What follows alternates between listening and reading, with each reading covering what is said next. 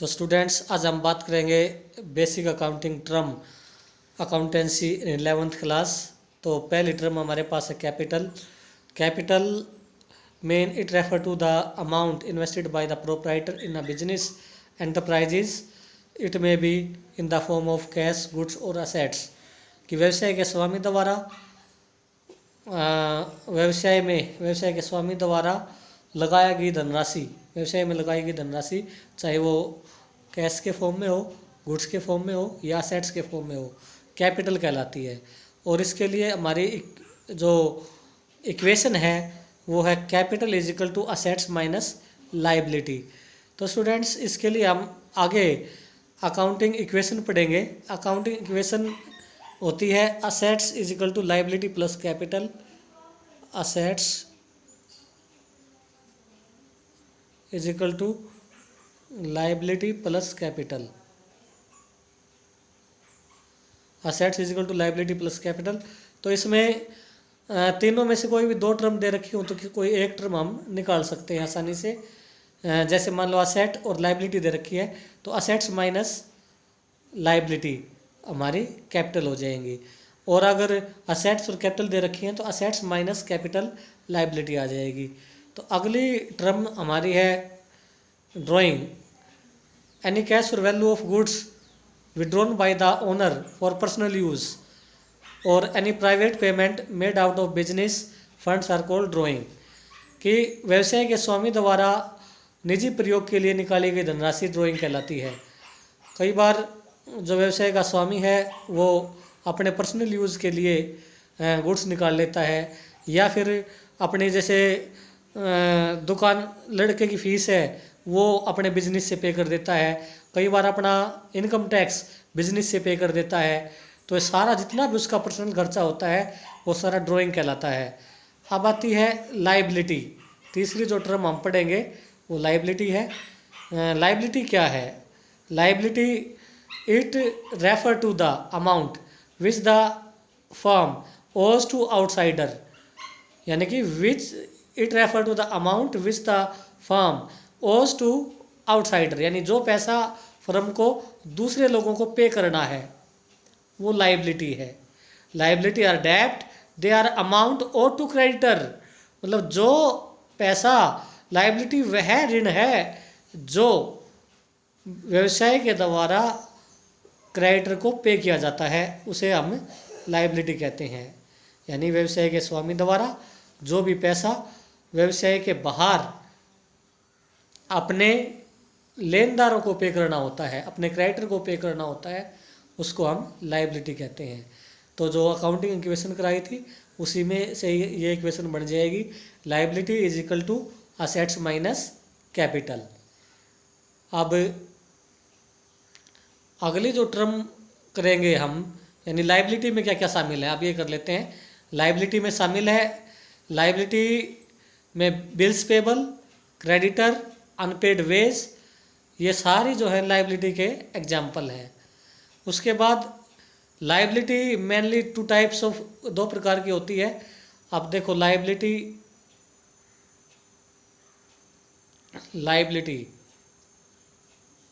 Liability को हम दो पार्ट में बांट सकते हैं। एक करंट लाइबिलिटी, एक होती है long term liability.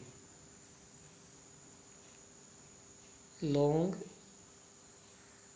term liability. There are two type of liability, current liability and long term liability.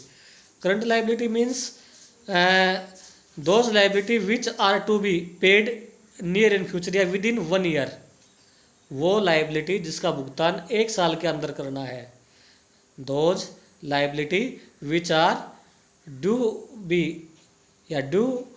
paid within 1 year, जो 1 साल के अंदर पेमेंट के लिए ड्यू होती है।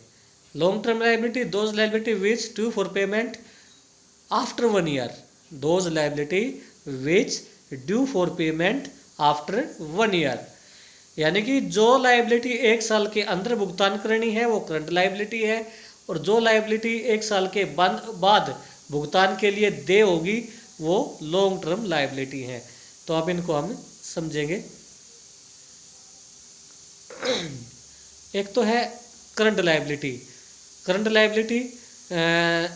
Liability refer to those liability which are to be paid in near future, यानी within 1 year. इसमें शामिल होता है, एग्जाम्पल है इसके, bank overdraft, bill payable, creditor, outstanding expenses etcetera. और लॉन्ग टर्म लायबिलिटी को नॉन करंट लायबिलिटी भी कहते हैं। Non current liability those liability which fall due for payment after 1 year.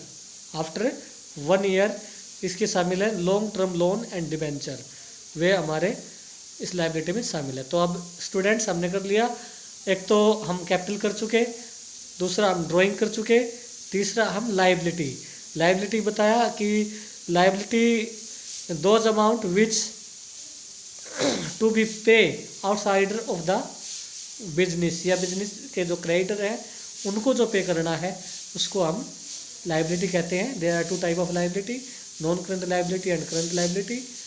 Non current liability those liability which due for payment after 1 year, for example long term loan and debenture. Current liability those liability which due for payment within 1 year, for example bills payable, creditor, outstanding expenses, short term loan etcetera. तो students अब हम आते हैं assets पे। अगली जो हमारी term है वो है असेट्स। तो असेट्स को हम पढ़ेंगे, any which is the possession if the business property, possession anything which is in the possession और is the property of a business enterprises. जो भी, जिस पर भी व्यवसाय का स्वामित्व है, जो व्यवसाय के स्वामित्व में है, वो सारी प्रॉपर्टी असेट कहलाती है। इसमें amount due to it from other is called an asset. ये अदर वर्ड हम कह सकते हैं। असेट्स में शामिल है हमारे पास cash and bank balance, stock, furniture, machinery. ये सारे stock, furniture, machinery, land and building, BR, money owing by debtor, यानी डेटर से जो पैसा लेना है, वो सारे हमारे असेट्स हैं। या हम सिंपल अर्थों में कह सकते हैं कि वो सारी वस्तुएं जो व्यवसाय के स्वामित्व में है, यानी जिन पर व्यवसाय का स्वामित्व है, वो सारी असेट कहलाती है। या वो अमाउंट जो हमें डेटर से लेना है, डेटर क्या है वो हम आगे पढ़ेंगे, तो वो सारी असेट कहलाती है। और ये एसेट के एग्जाम्पल है। अब कोई भी चीज़ असेट है या नहीं, उसके लिए असेट्स की विशेषताएं हम पढ़ेंगे। असेट्स में क्या विशेषताएं हैं, असेट्स की अपनी कुछ विशेषताएं हैं।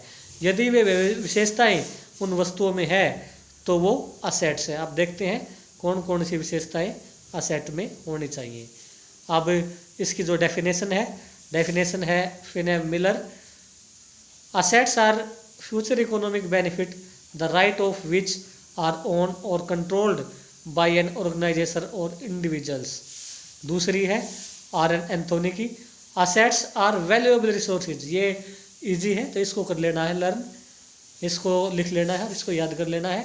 असेट्स क्या है, RN एंथोनी के अनुसार assets are valuable resources owned by a business which are acquire at a measurable money cost.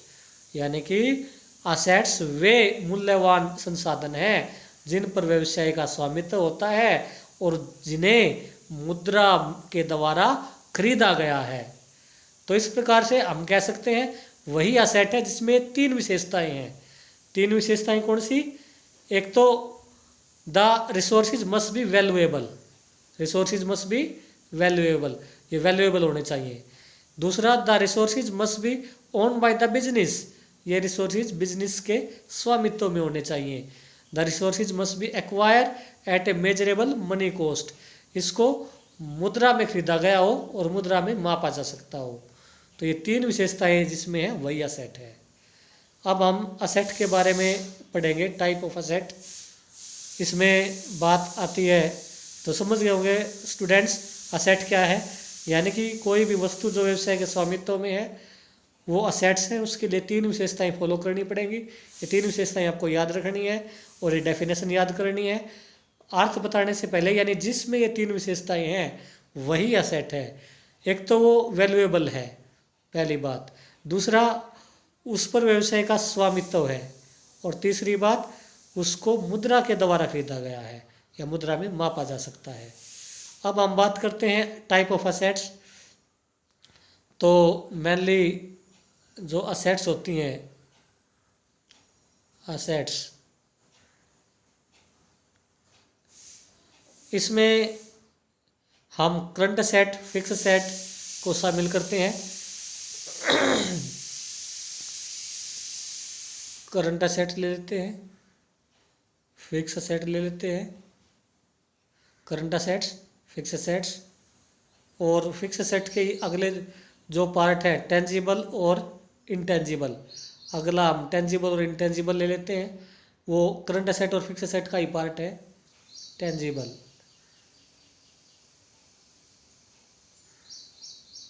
Tangible और इंटेंजिबल।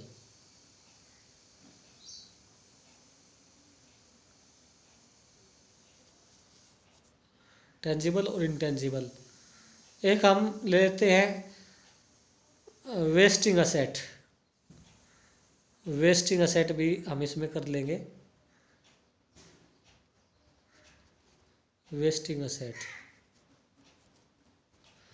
करंट असेट करेंगे, फिक्स असेट करेंगे, टेंजिबल करेंगे, इंटेंजिबल करेंगे और वेस्टिंग असेट करेंगे। तो इनको नोट कर लेना। करंट असेट, करंट असेट वे असेट हैं जिनको हम 1 साल के अंदर कैश में कन्वर्ट कर सकते हैं। ठीक है ना। करंट असेट कौन सी हैं? जिनको 1 साल के अंदर हम कैश में कन्वर्ट कर सकते हैं। We can convert into cash within 1 year, वो हमारी करंट असेट है। Fix asset, those asset which we can convert into cash after 1 year. जो हमारी फिक्स असेट है इनको हम रीसेल के लिए नहीं खरीदते हैं। We doesn't acquire for resale, resale के लिए नहीं खरीदते हैं। टेंजिबल, टेंजिबल जो असेट हैं वो हैं those asset which we can touch and see, we can touch and see and those have a physical existence. जिन असेट्स को हम देख सकते हैं, छू सकते हैं और जिनका फिजिकल एग्जिस्टेंस होता है वो टेंजिबल है। जैसे बिल्डिंग है, बिल्डिंग को हम देख भी सकते हैं, छू भी सकते हैं और ये भौतिक रूप से उपलब्ध भी है, तो ये फिक्स असेट है। मशीन है, देखा भी जा सकता है, छुआ भी जा सकता है और हम उनको जो है वो फिजिकली प्रेजेंट भी है। तो इस प्रकार से जितनी भी असेट जो हमारी दृष्टि में आते हैं, जिनको हम देख सकते हैं, छू सकते हैं, जो भौतिक रूप से उपलब्ध हैं, सारी टेंजिबल असेट है। Intangible assets, those asset we can not touch and see and those doesn't have a physical existence, यानी वे असेट जिनको ना तो देख सकते हैं ना छू सकते हैं और जो जिनका भौतिक अस्तित्व नहीं होता वो इंटेंजिबल असेट है। जैसे गुडविल, गुडविल क्या है? Value of reputation. हम उसको ना तो देख सकते हैं ना छू सकते हैं लेकिन उसकी कीमत होती है, उनकी वैल्यू होती है। ऐसे ही पेटेंट, कॉपीराइट, ये सारी इंटेंजिबल असेट है। बात आती है वेस्टिंग असेट। वेस्टिंग असेट वे होती हैं जो एक बार प्रयोग करने के बाद समाप्त हो जाती हैं। जैसे ऑयल कूप है, तेल कुएँ है, जैसे जैसे हम उसमें से तेल निकालेंगे वो समाप्त होता चला जाएगा। कोल माइन है, कोल माइन में जैसे जैसे कोयला निकालते चले जाएंगे वैसे वैसे वो कम होता चला जाएगा। तो ये हमारी वेस्टिंग असेट है। तो फ्रेंड्स, स्टूडेंट्स इसको समझ गए होंगे अच्छे से। एक तो नॉन करंट असेट, इसको करंट असेट ही कहते हैं, ठीक है ना, अभी ये करा दिया है। Which are held for continued use for business. Tangible बता दिया है, इंटेंजिबल बता दिया है। उसके बाद करंट असेट हो गया है। करंट असेट में डेटर है, स्टॉक है, बिल रिसीवेबल है, ये सारे करंट असेट है। उसके बाद अब वेस्टिंग असेट का टॉपिक इसमें है नहीं, लेकिन वेस्टिंग असेट मैंने बता दिया है, या लर्न कर लेना। अब फिक्टिशियस और नॉमिनल असेट का टॉपिक है, इसको और समझ लो। फिक्टिशियस असेट और नॉमिनल असेट क्या है? These are the asset which can not be realised in cash और no further benefit can be derived from these assets. जो असेट्स हैं जिनको हम कैश में कन्वर्ट कर ही नहीं सकते और ना ही फ्यूचर में इनसे कोई फर्दर बेनिफिट हम ले सकते हैं, वो हमारी फिक्टिशियस असेट्स हैं या नॉमिनल असेट्स हैं। Such asset include debit balance of P and L. जैसे बैलेंस शीट कराएंगे आगे, बैलेंस शीट की असेट साइड में पी एंड एल दिया होता है, प्रॉफिट एंड लॉस, इसको debit balance of P and L भी कहते हैं। ये हमारी फिक्टिशियस असेट्स हैं, ठीक है ना। And expenditure not yet return of such as advertisement expenses. ऐसे खर्चे जो अभी रिटर्न ऑफ नहीं किए हैं, तो ये कह सकते हैं ऐसे खर्चे जो अभी रिटर्न ऑफ नहीं किए हैं वो फिक्टिशियस असेट्स हैं। जैसे advertisement expenses, preliminary expenses, debit balance of P and L. तो इनको हम क्या करते हैं, धीरे धीरे प्रॉफिट एंड लॉस अकाउंट से रिटर्न ऑफ करते चले जाते हैं, धीरे धीरे इनको ख़त्म करते चले जाते हैं, वो फिक्टिशियस असेट्स हैं। जैसे एग्जांपल लेते हैं, जैसे हमारे पास एडवर्टाइजमेंट है, एक्सपेंसेस है 50,000, हमने एक साल में 50,000 कर दिया और ये अनुमान लगाया कि भाई ये 50,000 का जो खर्चा है ये 5 साल तक हमें बेनिफिट देता रहेगा। तो इसको 5 साल तक बेनिफिट देगा, तो एक साल में हम इसको क्यों अपने खर्चों में दिखाएं, इसको 5 से डिवाइड कर देंगे तो ये आया 10,000। तो हम 10,000 को हर साल P&L से चार्ज कर लेंगे और 40,000 को हम बैलेंस शीट में दिखाएंगे। अगले साल फिर 10,000 चार्ज कर लेंगे, फिर 30,000 रह जाएंगे। इस प्रकार 5 साल में सारा ख़त्म हो जाएगा। तो ऐसे खर्चे जो अभी P&L से चार्ज नहीं किए हैं वो हमारे फिक्टिशियस असेट्स कहलाते हैं या नॉमिनल असेट्स कहलाते हैं। तो स्टूडेंट्स आज के लिए इतना ही, और बाकी कल कराएंगे। तो नई नई वीडियो प्राप्त करने के लिए लगातार बने रहिए वीडियो के साथ, और new study point by lecturer Chetram YouTube channel पर जाइए, सब्सक्राइब कीजिए और अपने मित्रों में शेयर कीजिए ताकि बाकी भी इसका फ़ायदा उठा सके। Thank you.